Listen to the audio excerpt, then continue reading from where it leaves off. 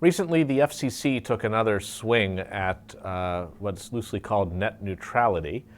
I guess I'd count myself among those who are not sure it's an earth-shattering deal. It shouldn't come as that much of a surprise that a chairman of the FCC, who's a former head of the Cable Television Association and the Wireless Associations, is not doing anything that's going to bring anything down.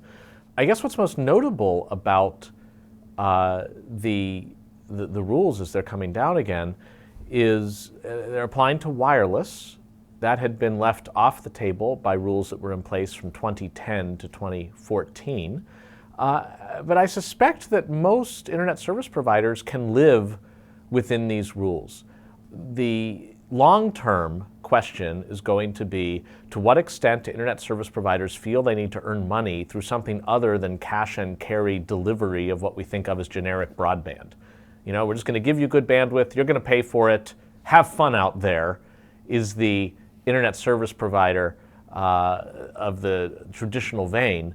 If they're wanting to cut a bunch of what you might think of as more interesting deals, well, wait a minute, maybe we'll charge more for one particular provider, like Google, to have to reach our eyeballs of our subscribers, and you know, Google can pay for that.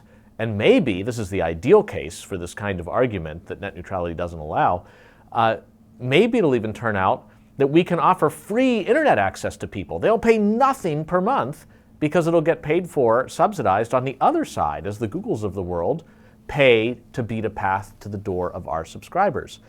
That might be a good idea. The thing is that the number of outs that involve some form of differential pricing, of being very canny about whose bits are coming from where and going to where, and whether those will be treated differently or charged differently, more frequently, I think, would not result in free internet for consumers, but in added revenue for the company that simply goes back to the shareholders and really is reflecting the fact that there isn't a lot of competition in America today for the provision of broadband. If you live in a house and you want a fast internet connection, you don't have a ton of choices. In many places, you only have one choice for who you're going to use. And at that point, they don't have the same incentives that a competitive marketplace would give. And that's one reason why something like net neutrality makes a lot of sense. It's been interesting to see that around the world, there's been a laboratory for different regulatory and technical regimes for implementation of internet access. In a place like the United Kingdom, they don't talk much about net neutrality because they have a regime where British Telecom, the legacy government-affiliated telephony provider, is a wholesaler, and then Virgin Broadband and others can resell it. And that means that if one started to get too canny, no Google for you because Google refused to pay us, their subscribers would leave and use a different ISP, even though it's all going over the same pipe. You might not need net neutrality the way that you see it shaping up in America, where there isn't that open access mandate. The third category to keep an eye out for over the years is municipal broadband.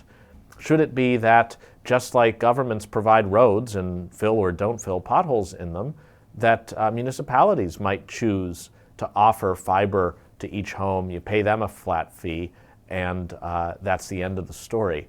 One of the interesting artifacts of the recent FCC decision is actually overturning state-level legislative bans on municipal broadband provision that had been enacted in part at the behest of existing internet service providers that would prefer not to compete with the government to provide internet access.